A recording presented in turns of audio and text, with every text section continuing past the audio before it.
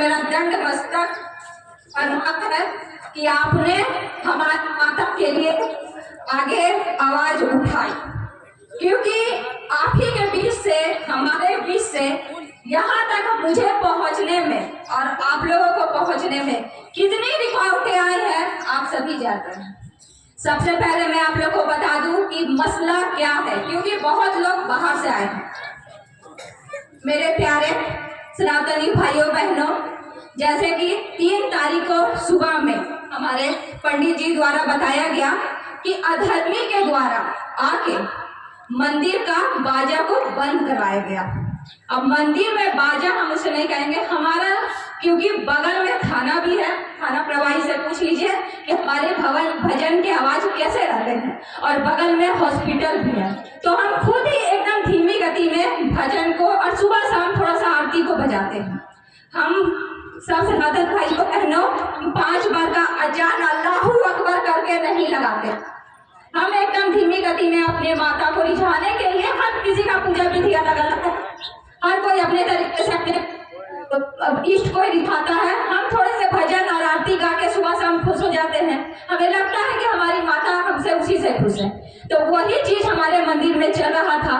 और अधर्मी क्योंकि 3-4 लोगों के साथ सुबह टहलने निकलते हैं तो उनको थोड़ा सा इरिटेशन होता है हमारे भजन, हमारे आरती, तो उन्होंने बंद करवा दिया गया। मैं आप सभी से पूछती हूँ भाइयों बहनों, आप सब कौन कौन ऐसे हैं जो दिन भर में 5 टाइम का, ऐसा कोई यहाँ व्यक्ति सनातनी नहीं होगा जिनके कान में इनका 5 टाइम का नमाज में से एक भी टाइम का कान में आता। तो आप लोग, अगर मैं जयकारा लगाऊंगी और जिनके जिनके कान तक ये जयकारा इनका जो है अल्लाहू अकबर अल्लाह अगर पहुंचता है, तो आप सब इस जयकारे के माध्यम से मुझे जवाब दीजिएगा कि आप लोग 5 टाइम का नमाज में से कभी सुने हैं या नहीं सुने। जय श्री राम, जय जय श्री राम, प्यारे भाइयों बहनों, आज जो हमारे बहुत सारे लोग मुझे कहते हैं कि उनका माननीय व्यक्ति, उनका नाम को बहुत ढंग से लेना सभा में, तो मैं ढंग से लूंगी। मिस्टर नासिर अली खान जी का, जो इस पूरे आज जो जन समूह के जो एकमात्र आरोपी हैं वो नासिर अली खान जी हैं। उन्होंने ही आज 40 साल से वो हमारे बीच में रह रहे हैं और 40 साल से हमारे बुजुर्गों ने उन्हें पाला, उन्हें भाईचारे के साथ कंधे में कंधा डाल के इसी रोड में चलाया, और आज उसका परिणाम उनके बच्चे हम ये देख रहे हैं कि वो हमारे ही मंदिर पे धावा बोल रहे हैं। प्यारे भाइयों बहनों, आज केंद्र में भी हमारा सरकार है कि नहीं? आज छत्तीसगढ़ में भी हमारा सरकार है कि नहीं? उसके बाद भी हमारा मठ मंदिर सुरक्षित नहीं है, क्यों? आप बताइए। आज मैं सत्ताधारियों से नहीं उम्मीद रखूंगी, आप सब अपने आँख कान सबको खोल के देख लीजिए। आज हमारे इस जनसभा में एक भी सत्ताधारी नहीं आए हैं। क्या ये अधर्मी जो काम किया वो सही है? जय जय श्री राम। और उसके बावजूद भी दिन भर उस बात को दबाया गया, जनता जानी नहीं, समझौता करा दिया गया। बताइए, तो हिंदू मुस्लिम का बात आता है, यहाँ समझौता क्या? ये क्या तुम्हारा भाई का बाटा था कि तुम समझौता करा दिए? भाइयों बहनों, बहुत ही अंदरूनी षड्यंत्र चल रहा है। अगर हम आज नहीं जागे तो 5 साल नहीं लगेगा। आप लिख के ले लीजिए, मैं प्रतिभा सिंह आपको लिख के देती हूँ। 5 साल में बगीचा बांग्लादेश में तब्दील नहीं हो गया तो आप मेरे नाम से पूजा पालिएगा।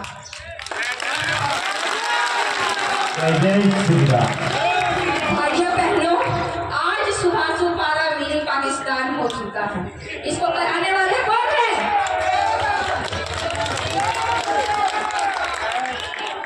मैं नहीं डरती, आप मेरे साथ हैं ना? मैं वो सब बोलूंगी जो मुझे बोलना नहीं भी चाहिए। मीडिया चला दे, प्रतिभा सिंह का जेल चल जाए, एक प्रतिभा सिंह जाएगी, पूरे बगीचा में प्रतिभा बना के जाएगी।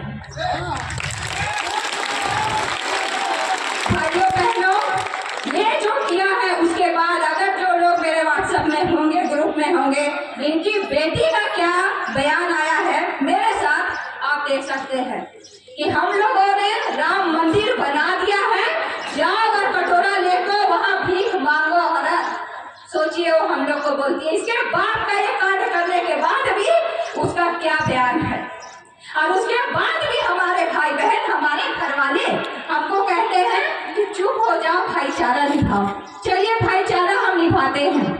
जब हमें भाईचारा ही निभाना है तो इन लोग, ठीक है, हम इन लोग के साथ भाईचारा निभा, क्या इन लोग अपना बाप के साथ भाईचारा निभाता है? शाहजहां का बेटा था ना जो अपना बाप को बंद करके किले में और भाई का गला काट के और बैठ गया था गद्दी पे। आज हमारा देश गुलाम कैसे हुआ था भाइयों बहनों? बाबर आया लालच से, क्योंकि हमारा देश बहुत अमीर था, सोने का चिड़िया था। और बाबर के बाद 300 साल हम गुलाम रहे। और उसी 300 साल में मुगलों का ही शासन जब चल रहा था तो तब अंग्रेजों की नजर भारत पे पड़ी, लेकिन वो ऐसा घुस नहीं सकते थे। तो उन्होंने क्या किया, उन्होंने एक ईस्ट इंडिया कंपनी का नाम देकर कि हम यहाँ आकर बिजनेस करेंगे और हमारे भारत में घुसे और 200 साल फिर हमें गुलाम बनाया, है ना। वही दिन फिर से भारत में आने वाला। आप सोच लो भाइयों बहनों, ये पाकिस्तानियों का, इन मुसलमानों का, इन रोहिंग्या बांग्लादेशियों का बहुत सारा मुल्क है, लेकिन हमारे लिए, हम हिंदू के लिए सिर्फ एक हिंदुस्तान है। अगर यहाँ से भगाए गए तो कहाँ जाओगे?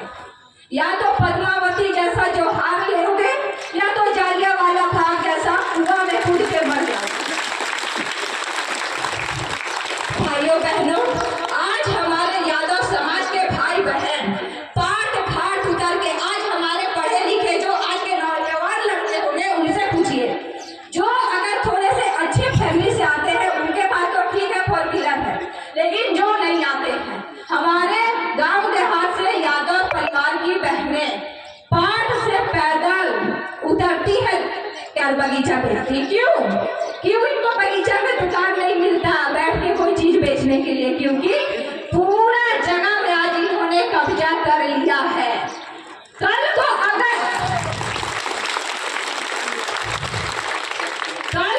अगर हम बच्चे पैदा करके जाते हैं तो मैं कहती हूँ आपको नमक चटा दीजिए, क्योंकि उनको ना नौकरी मिलने वाला है, जनरल के भी हो तो भी और हिंदू हो तो भी, और ना यहाँ बैठने के लिए जगह मिलने वाला है। हमारे बच्चे बाहर काम करने जाएंगे, इनके बच्चे बगल में पोसे जाएंगे, इन पे बात आएगी तो बागा बाग के इतने से इतने सबको दर्जन घर को लेकर निकलेंगे। जब तक आपके बच्चे घर पहुंचेंगे तब तक हमारा लाश बीत चुका होगा। इनको बगल में दुकान दिया जाता है। अगर आप जाके अगर कोई गांव की माता बहनें यहाँ सब्जी बेचने वाली होती तो उनसे आप पूछिए कि अगर वो थोड़ा सा खसकने भी बोल देंगी तो तुरंत से अपने पीछे से ये सत्ताधारी को बुला लेंगे और उनको वहाँ सब्जी बेचना मुश्किल हो जाएगा। अगर हम लोग आज इकट्ठा नहीं हुए, अगर आज बोली नहीं लगाए, आज एक मुट्ठी रहे हैं और मुट्ठी भर में मठ मंदिर तक पहुंच गए हैं। और आप सोचिए, जिस दिन थोड़े से ज्यादा हुए हम यहाँ नहीं रह पाएंगे। हमारी बेटियों को 36 टुकड़ों में काट के फ्रीजर में डाला जाएगा। भाइयों बहनों, इन्हें बाहरी कोई मौका नहीं देता। ये हमारे बीच के ही लोग हैं। अगर बीच के नहीं होते तो आज बालाजी का प्रसाद में मांस नहीं आता।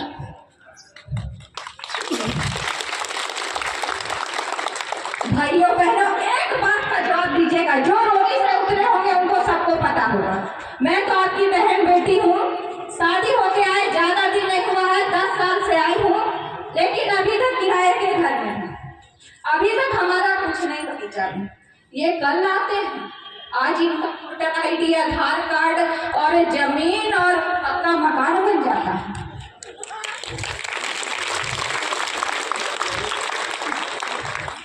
किया किसने? पूछती है जनता, किया किसने? बीजेपी का मुंह देख के, मोदी जी का मुंह देख के, योगी जी का मुंह देख के हम अपनी सुरक्षा को इनके हाथों में नहीं सौंप सकते, क्योंकि छत्तीसगढ़ का सबसे बड़ा मुद्दा शराब है। दिन भर हम लोग का डोका काम करेंगे, शाम को महुआ दारू पी के उलट जाएंगे। उसके बाद उनके बच्चों को अगर कोई मौलवी ले भी गया पता ही नहीं। जय जय श्री राम। तो इसीलिए सबसे पहले तो हम बगीचा शराब मुक्त करें, बगीचा मुसलमान मुक्त करें। हम नहीं कर सकते भारत को, नहीं कर सकते भारत को, क्योंकि कुछ हिंदुओं तो पाप है, लेकिन हम बगीचा वासी तो उनको याद दिला सकते हैं कि हम सनातनी इन मूल्यों के बाप हैं।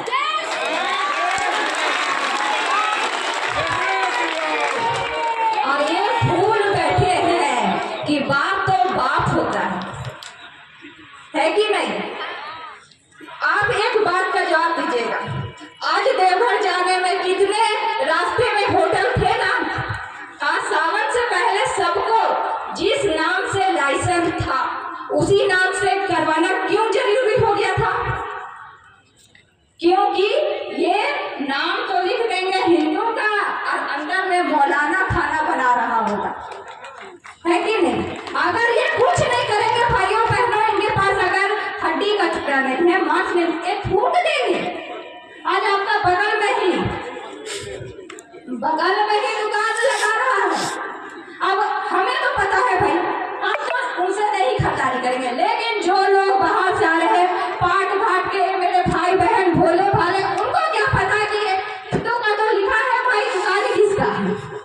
आपको आज मैं बता दूं, जो लोग पाट घाट से आए होंगे, अगर वो अपना नजर खोल के आए होंगे, इस नासिर अली का पेट्रोल पंप जय मां फुड़िया रानी के नाम से है। जय जय श्री राम। क्यों है? मैं पूछती हूँ कि क्यों है? जब तुमको हमारा भजन नहीं सहन होता तो हमारे माता के नाम से कमाई क्यों? लिखो ना हुसैन पेट्रोल पंप, फलाना ठकाना कौन श्री राम। लिखो, दम नहीं है। भाइयों बहनों, अब हमारा काम है, इनसे हमें लेना देना बंद करना होगा, दोस्ती यारी बंद करनी होगी, इनका पूरा बहिष्कार करना होगा। इनके साथ जो संबंध रखते हैं, आना जाना करते हैं, आज आपको एक बात बता दूं, हम हिंदू इतने ही, इतने पे भरोसा रखना। ये मत सोचना कि अगर बगीचा में जनसंख्या 25,000 की 25,000 निकलेंगे, कभी नहीं निकलेंगे। वो तमाशा देखेंगे कट्टर हिंदू, बस इतने से ही है। और इतने से ही को समझना कि हिंदू के खून लाल है, बाकी सबका हरा हो चुका है। और उन हरे खून वाले को बता दूं, कहाँ जाओगे? यही मंदिर ना आओगे कुछ होगा तो? मैं तो कहती हूँ भैया भाइयों बहनों, जो आज यहाँ नहीं आए हैं अपने माँ के लिए, तो कल मंदिर भी प्लीज मत आना। लेकिन ये प्रतिभा से इतनी मुंह क्या बोले, मैंने इतना मेरा मुंह खराब है कि मैं बोल दूंगी। अगर इज्जत से बचना होगा तो प्लीज मत आना।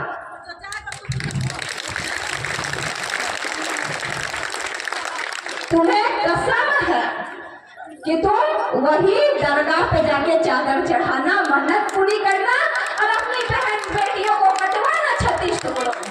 हम तो नहीं कटवाएंगी, हम तो शेख मीरा हैं।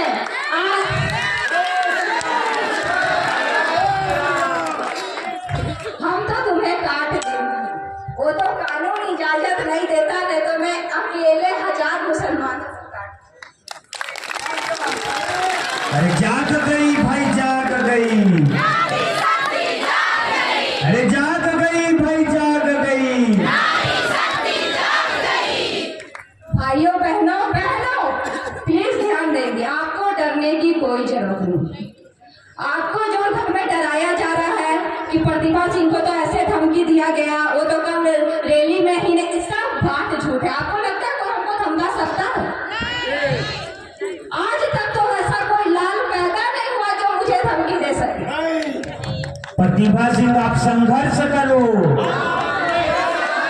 प्रतिभा सिंह आप संघर्ष करो। भाइयों बहनों, पहले तो सबसे पहले मेरा निवेदन है कि सबसे पहले इनका पेट्रोल पंप का नाम चेंज कराया जाए।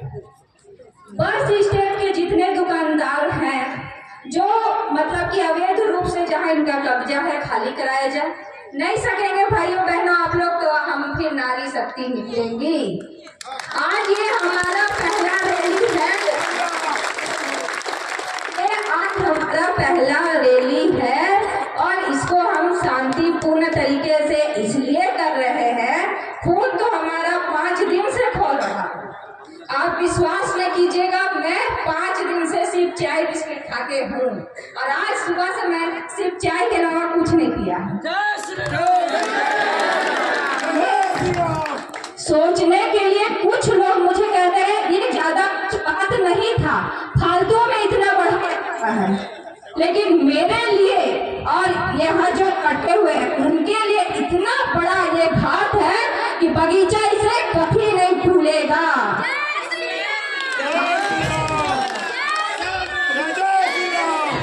आप ये बात को मानिए कि हमारे पूर्वजों ने सांप का बच्चा पाला था और आज वो हमें डस रहा है। इनका शुरू से निशाना सबसे पहला हमारा मठ मंदिर रहता है और उस पे आक्रमण करके ये चेक करते हैं कि देखते हैं होता क्या है। इनका दूसरा निशाना हमारा बिजनेस रहता है और तीसरा निशाना हमारा घर होगा। मैं आज के नवयुवक लड़के जो हमारे सामने खड़े हैं वो भाइयों से निवेदन करूंगी, मर जाना लेकिन कभी भी मुसलमानों से दोस्ती मत करना। ये अपने बाप के नहीं होते हैं, ये भाईचारा तब तक निभाते हैं।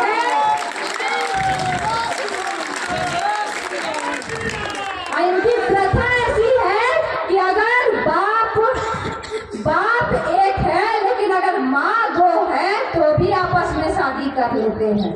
और मैं इस बात को डंके की चोट पे इसलिए कहती हूँ क्योंकि मैं 200 मुसलमानों के बीच 12 घर हिंदू हजारीबाग से रह के आई हूँ। मेरी 10th तक की पढ़ाई मदरसे में हुई है। अब मदरसे में क्या सिखाया जाता है मैं एक चीज आपको बता दूँ। हमारे बच्चे आज कुछ नहीं जानते, फूल से बच्चे, और इनके बच्चे इतने कट्टर हैं कि अगर आप छोड़ दीजिए ना, अगर स्कूल में कुछ हो काट के रख देंगे। हम अपने फूल से बच्चों को भविष्य, बगीचे का भविष्य इनके हाथ में सौंप के नहीं जा सकते। अगर आप इनसे लड़के इनको यहाँ से खदेड़ नहीं सकते हैं तो अपने बच्चों को नमक चटा के मरा दो, उनको जिंदा छोड़ के मत जाना। उनकी संपत्ति पे ये कब्जा कर लेंगे, बहन बेटियों को तो खेल बना लेंगे और बेटों को काट के फेंक देंगे या गुलाम बना लेंगे अपना। मुझे अपनी जान की चिंता नहीं। कल 8 जनवरी है, 30 साल की हो जाऊंगी। 30 साल का जिंदगी दे दिए, संसार में हो गया। उसके बाद कल मेरे साथ कुछ भी हो मुझे मतलब नहीं, लेकिन आप लोग इस चीज को याद रखिएगा कि अगर एक प्रतिभा सिंह चल गई और वो किस लिए लड़ रही थी, आज मेरे घर भी मुझे 3 टाइम का खाना मिलता है। संपन्न परिवार से हूँ, मायके से ससुराल तक हर चीज व्यवस्थित है, लेकिन उसके बाद भी आज 8 महीना से जब मैं निकली बाहर और जब मैं गांव तक पैदल जाके लोगों का दशा देखी हूँ, भाइयों बहनों आप रो दीजिएगा। बरसात में ये मेरे आदिवासी भाई बहन डफा टोली घूमर टोली जाके देखिए कच्चों मकानों में सोते हैं प्लास्टिक बिछा के, किसी को सांप काटता है, किसी को कुछ होता है और इनके कब्रें तक पक्की कराई जा रही है।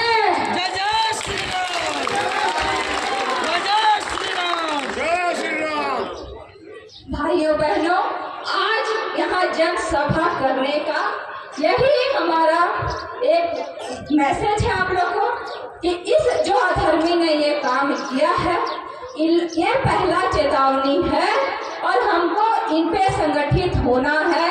ये जो बोलते हैं कि हिंदू तो आपस में ही लड़के बटे हुए, इन्हें दिखाना है कि हम आपस में बटे जरूर हैं, लेकिन जब हमारा बात हमारे धर्म पे आती है तो हमारे लिए कुछ भी नहीं है।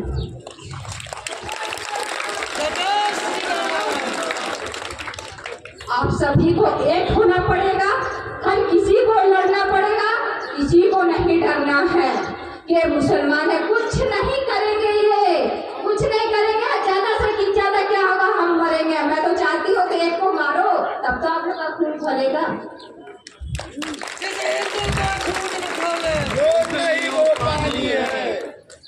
क्योंकि शुरू से ही हम शिवाजी, संभाजी और पृथ्वीराज चौहान के वंशज हैं। हम इन मुगलों, बाबर और अंग्रेजों के वंशज नहीं हैं।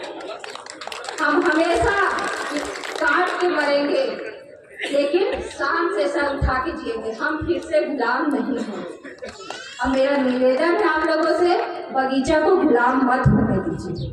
ये जितना बड़ा ये काम ये करके गया है, और जो फिर ये छूट के आके हमारे ही सामने सीना तान के ये घूम रहा है, इसको हमें सबक सिखाना है। इस पे फिर से कार्रवाई किया जाए। ये फिर से जहाँ से आए हैं वहाँ जेल ले जाए। न्यायालय से, सत्ताधारियों से, आम जनता से हाथ जोड़ के दंडवत प्रणाम करके मेरा निवेदन कि आप सब आवाज उठाएं। ये जो घटना हुई है दोबारा नहीं होने चाहिए। आज हम सबों ने शांति से रैली की, क्योंकि हम लोग संगठित नहीं है। तो अगर कोई चीज होते हैं हमारे मठ मंदिर में तो हम तक जानकारी जाने में उस मामला को दबा दिया जाता है। और आपको एक बात बता दूं, कई तरह के इस तरह के जमशेदपुर, हजारीबाग, रांची में कांड होते रहते हैं। और यहाँ पे काम ये होता है क्या, 2-3 दिन के वहाँ का इंटरनेट कनेक्शन ही काट दिया जाता है ताकि अगल बगल तक बात न फैले। तो अगर आप लोग सोच रहे हैं कि सोशल मीडिया का जमाना है, तुरंत धाए धाए पता चले, इस भ्रम में कभी मत रहना। आज मुझे धमकियां आ रही है कि मैं पीछे हट जाऊं, मैं आप लोग को भड़काने का काम करूं। बताइए, हिंदू को हिंदू जगाना भड़काने का काम है? हाँ, तो इस अधर्मी ने जो किया वो तो फिर बहुत ही अच्छा काम था। तो इसीलिए ये हमारा पहला शांति से रैली है, हमने किया। जन जन तक हमारा काम था बात पहुंचाना। अब हम आप मर्दों के हाथ में अपना बात को रखते हैं कि आप लोग इस पे आगे कार्रवाई कीजिए। और आज यहाँ सभा होने के बाद हम थाने में जाके ज्ञापन दें, सब कोई मिल के, कि इस मामले की पुनः जांच हो। ऐसा सोचते हैं वो लोग। बहुत प्यार से 2 लाइन लगा करके, 2 लाइन बना करके साथ